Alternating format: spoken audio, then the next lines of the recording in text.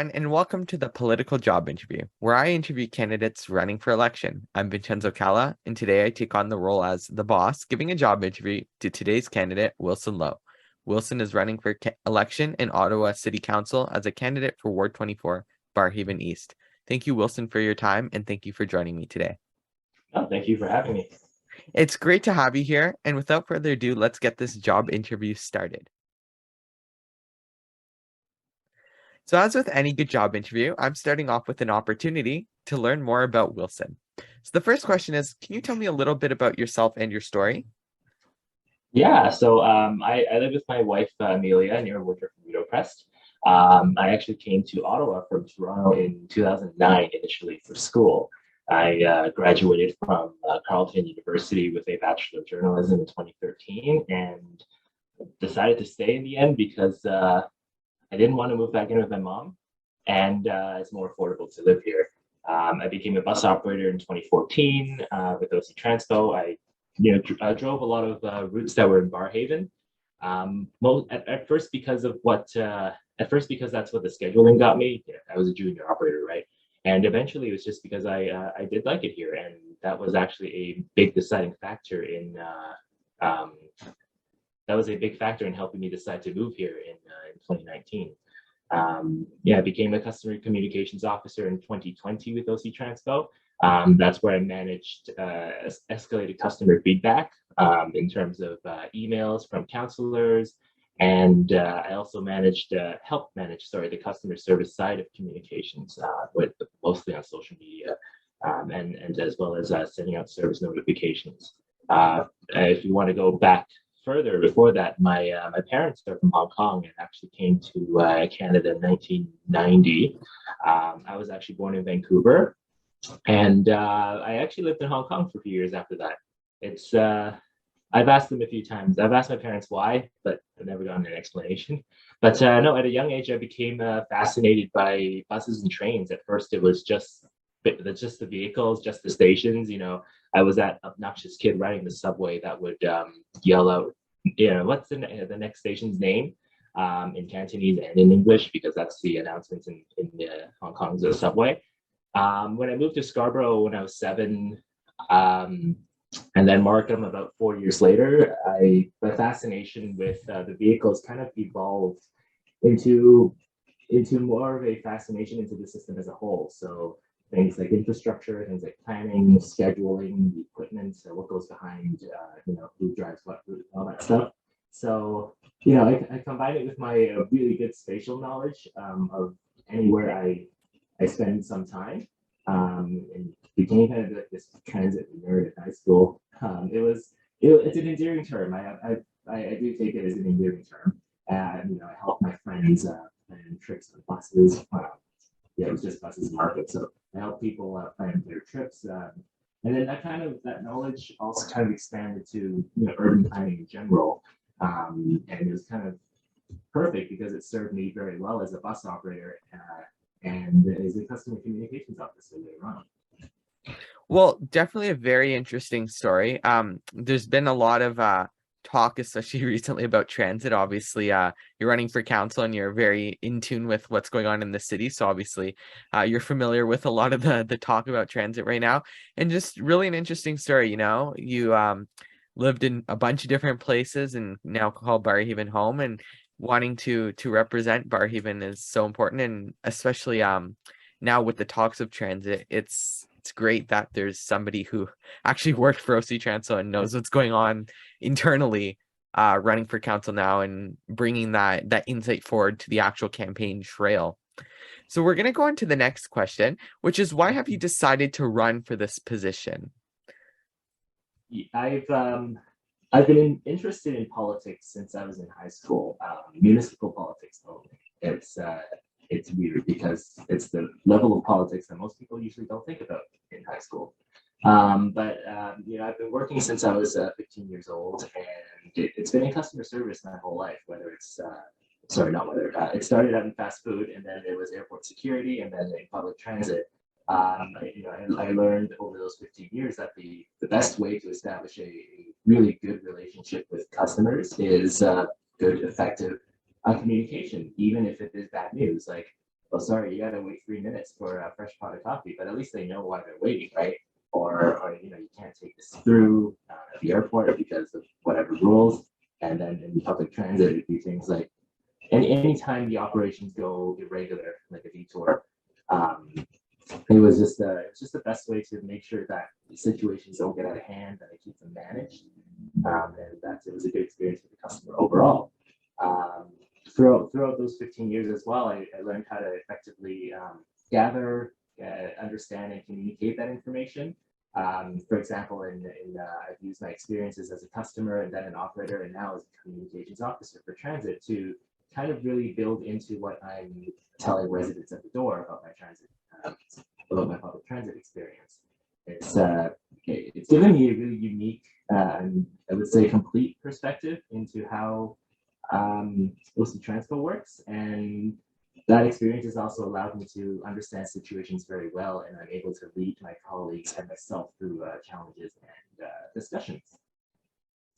So in the last 2 years that I've spent as a customer communications officer, I've received escalated feedback or inquiries through city council offices. And what I would do is collect the information that I would need to answer that from different departments of OC Transco, and kind of parse it and remove all the jargon and make sure that it's composed into a relatively formal, plain, and easy to understand response for the resident or for the councillor, possibly eventually for the resident. Sorry, I'm shaking my desk a bit. I'm gonna take my elbows off.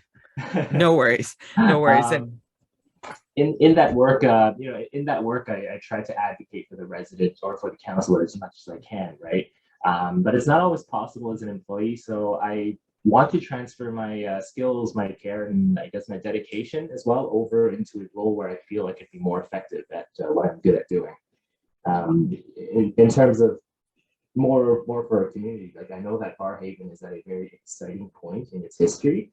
We have 13,000 new neighbors who are going to move in here by 2030, and that's not counting all the people that are moving to Riverside South on the other side of the river. We have this chance to design and build a very vibrant, people-centric town center, especially with that new community hub that was recently approved by the 3 levels of government. It has a library, performing arts center, and it can become, who knows, it can become the starting point of some future literary or cultural start, right?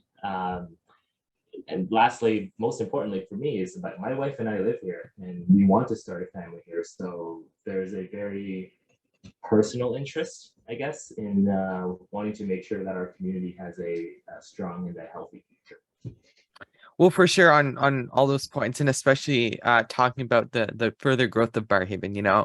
I've said it a couple times on this channel because I've got a lot of candidates from both sides of Barrhaven, both wards, and I've lived here all my life, and I've started describing Barrhaven as sort of a city within a city, and having all these people moving in and having this new downtown being built. And obviously, as you mentioned, you said you were very fascinated with like city planning and urban planning, and as well as a bus operator and working with OC Trans, so you sort of know the maps and all that, I'm sure. So it's definitely, like you said, an important new starting point and a good fresh start for Barrhaven, and creating that people-centric place, like you said, and creating those communities for say 15-minute community sort of things, or even 5-minute communities, and having a bunch of different a new outlook on the way Barrhaven can be.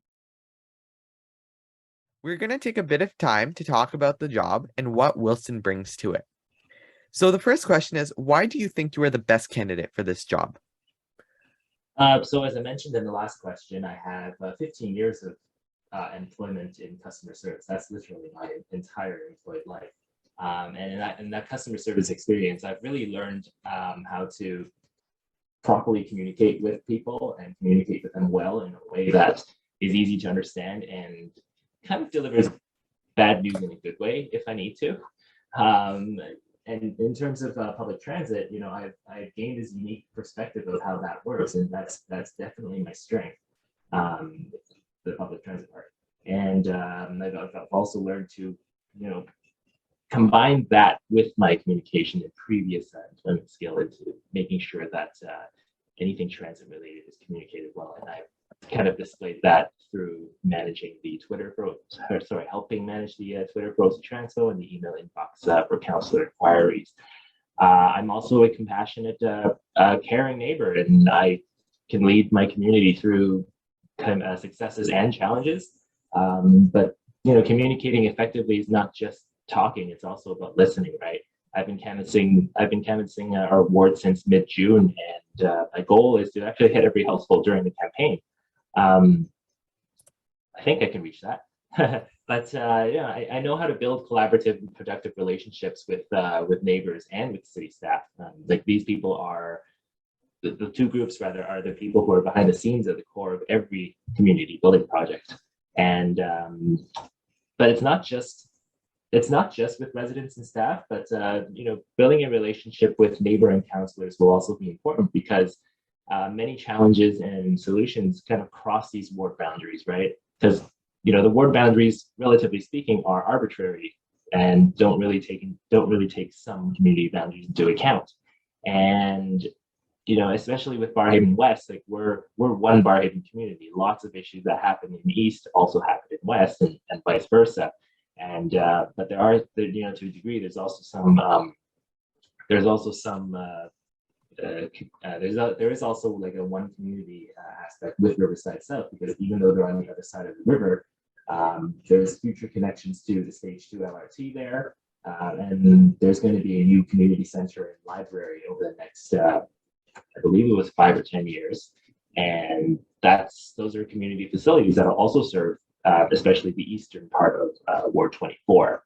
I also understand the importance of being really responsible with money. I grew up with my mom who raised my sister and me. She just made ends meet, and I actually started working at 15 because I wanted to help. Well, wanted and needed to help with my family's finances. So we were always very financially conscious and always lived within our means. And that sense of financial responsibility has guided me towards and through every single milestone in life, from moving out to planning to start my own family soon. And that sense of responsibility will continue to guide me hopefully, as a city councillor for this area. And I mentioned earlier, like my wife and I live here. We want to start a family here, right? So it's important to me that I can ensure a strong and a healthy future for our community.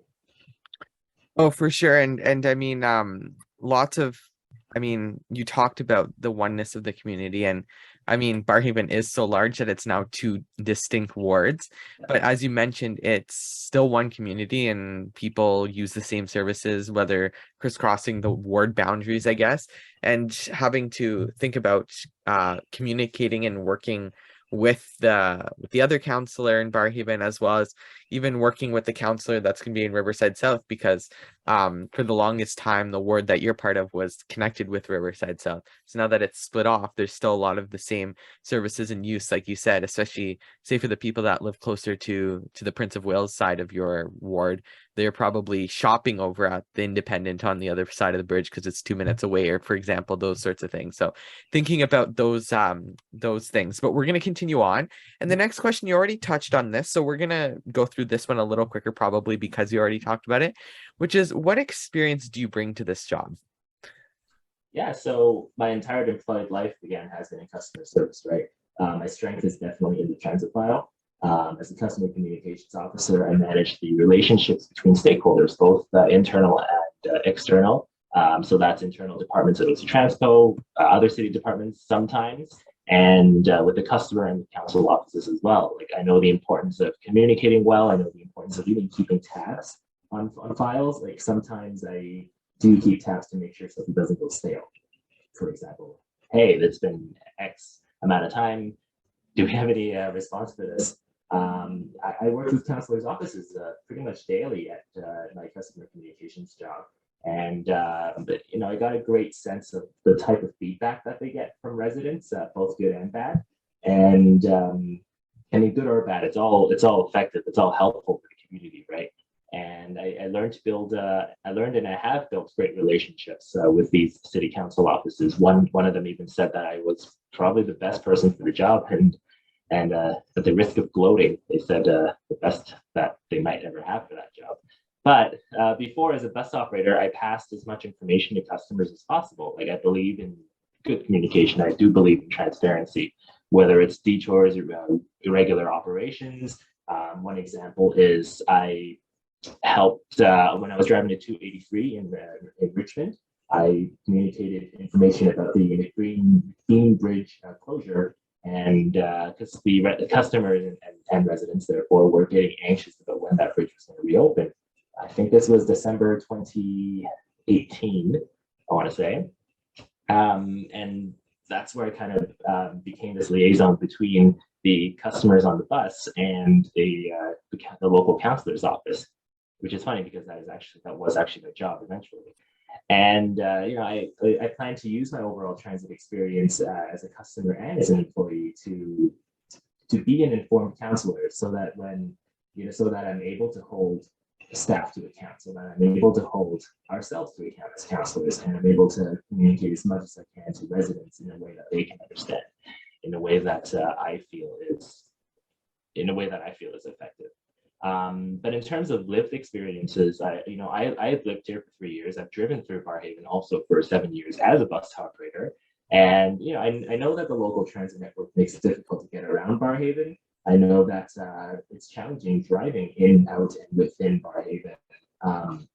The active transportation links in and out of the community are a little bit lacking, and within there are improvements we can make as well, but we are fortunate that we are a primarily suburban community, so we don't have as many concerns with, we might not have as many concerns as, say, more urban community with more busy roads than Barrhaven East.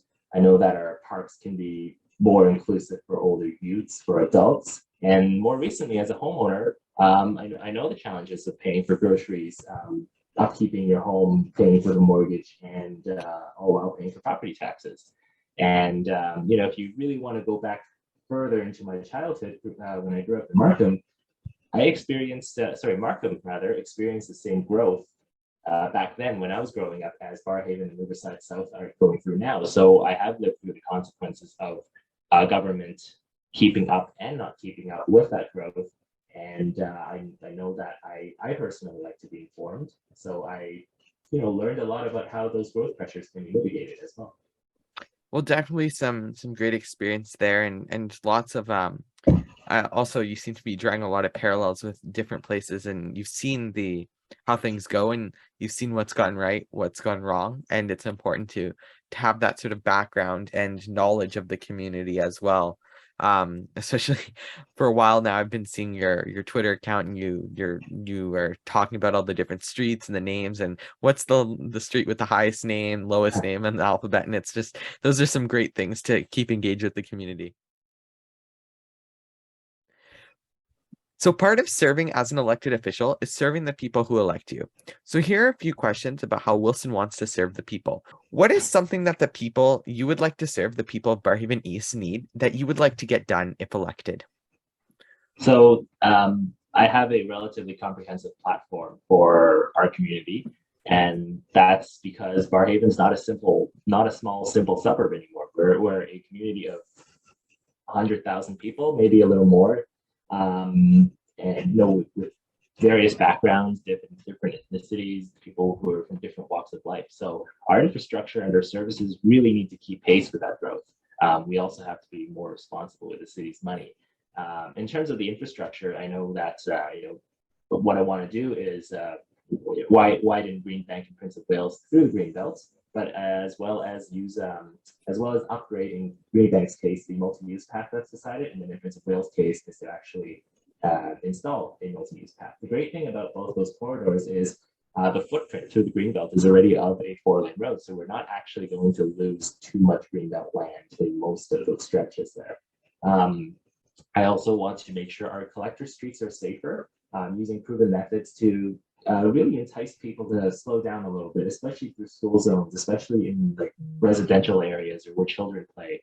Like we've seen that the plastic flex posts, or whatever their name, there are many names for them, I guess. They're somewhat ineffective, right? Most really good drivers can easily thread their car through those flex posts at 50, 60 kilometers an hour. Especially me, like I used to drive a bus, so I know how to fit a bus through those things. And while I'm good for not speeding, sometimes when you don't pay attention, it's very easy to find yourself doing 50 or 60 on streets like Barrhaven, for example. And these proven methods will also be more effective than automated speed enforcement because they're kind of limited in their ability, and we can't deploy them on every street. Like there's a cost factor and somewhat of an aesthetics factor as well. I also want to make sure that our public transit is more local focused, so that it's easier to get around Barrhaven, instead of still focusing on this downtown rush hour commute that our system is so strongly built on right now. It's been almost 3 years, and we really need to let go of that hope of return to office, right? Current council and transit commission keep saying, oh, we're hoping, we thought 80-something percent or 70-something% will be back by whatever time, whatever year. And we really need to pivot to this new reality because, as I said, like it's almost 3 years, and we're spending a lot of money on these express routes that run, I won't say empty, but certainly much lower ridership than they are designed for. I want to also make sure that our parks have the right equipment and the right amenities for people who are of all ages and all abilities. We're fortunate to have many parks that are a short distance away from our homes rather, and but they can be better. Like there are lots of four-legged residents in Barrhaven. Lots of people have dogs. A lot of pandemic puppies I've learned, especially ringing doorbells every other street, since every other house rather seems to have a dog. And I'm sorry to any residents watching whose dogs are disturbed from their naps. But Mattatic, Riverside, South, Bruce Pit are places that I hear residents mention that they take their dogs because there's just no protected off-leash dog park in Barrhaven. But those parks have their own area residents disturb, and they can't be crowded out just because all of Barrhaven decides to go to them as well, right? So that's certainly something that we need.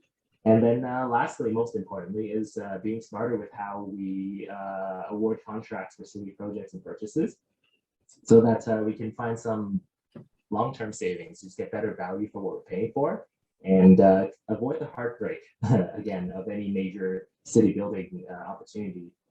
We've seen how they can become a laughingstock, and sometimes it is heartbreaking because these are opportunities to really instill pride in your project, instill pride in our city and everything, right? And I also know that we need to support our small businesses. We have a very unique small business community here who are as much a part of the fabric of this community as we are of theirs. Well, definitely lots to unpack there. And firstly, on expanding the roadways out of Barrhaven. When you think of roadways towards, I guess, this city downtown core, Barrhaven has a handful of them. You have the 416, you have Woodruff, you have Greenbank, you have Maryville, and you have Prince of Wales going towards the downtown core. And most of those are 2 lanes, and they are all packed between the hours of like 8 and 9 and like 5 and 6, and they're always busy getting in and out of Barrhaven that way. So lots of things to think about there, and expanding those roadways are important, as well as thinking about a future, like you said, of the city and of the city downtown core. In this new reality we have of not everybody's working downtown anymore. We have people who are working hybrid, some people who are working fully online from home. So looking at ideas on how to re-inspire that core to bring those businesses and keep them alive without necessarily depending on those 9-to-5 workers that used to be there every day for 50 weeks of the year, for example. And we're going to go into the final question, which is, what is one accomplishment you have achieved that demonstrates why you'd be a good elected official if the people choose you? That's tough. I can't say I have one accomplishment. I know that I have several workplace accomplishments. Customer and employer accommodations over the years. in recognition of my efforts in customer service, my efforts in communication, and just going above and beyond where I can as an employee. I can tell you stories about the 283 McBean Bridge story that I mentioned, helping out those customers. I facilitated customers on broken down buses on another route before, making sure that they have all the information they need, because sometimes I could be a different route, especially back when the transway was a larger part of the city. I could be on a different route that goes somewhere completely different, or skips a station, or doesn't go into this community, and I make sure that they know, so that they don't suddenly find themselves having to backtrack and wait for a different bus and extend their commute and everything. I've communicated, I've just communicated well with customers, and I've helped improve OC Transco's Twitter presence. I've helped improve OC Transco's relationship with council offices in terms of the customer service side. I've established several good relationships with customers and council offices. So it's difficult to say one accomplishment, but I'm not looking for brownie points. But as a natural introvert, putting my name forward to run, I think is in itself an accomplishment. I've personally visited over 5,000 houses since mid-June, I believe, to introduce myself and my platform, and I've talked to more than 2,000 of those neighbors. I've listened to their community concerns and ideas. I've shared my community concerns and ideas, but also things that are close to them as well. We're not just discussing city stuff. We're also talking about their pets, for example. And it's one of the joys of canvassing is meeting all these dogs in the community. They get very excited to see people. And that's something I will continue to do so until I visit every house in Barrhaven East. And all this to say, like, I will be a very well-rounded, informed, and respectful councillor. I want to build the same relationships that I've built with residents, fellow councillors, and community stakeholders, and city staff that I have been as a city employee, and in employment in general. And I sincerely hope that my neighbors will see the same in me, I should say, and put their trust in me in October. And that is a great way to end on the interview. I'm just going to leave it at that as your final pitch for the residents of Barrhaven East. So thank you, Wilson, so much for joining me today. It was great having you, and I'm sure the viewers have enjoyed hearing what you have to offer to them. Election day is October 24th, 2022. And if you enjoyed hearing what Wilson has to say, and you live in Ward 24 Barrhaven East, you have the opportunity to vote for him on Election Day. Check with your local election officials for more details. To stay updated, make sure to follow me on Twitter, Instagram, and TikTok, VC Productions 25. Check out my website, VincenzoCalla.com. Make sure to like, subscribe, and choose to get notifications here on YouTube. The political job interview is a VCalla production. So until the next video, I'm Vincenzo Calla, signing out.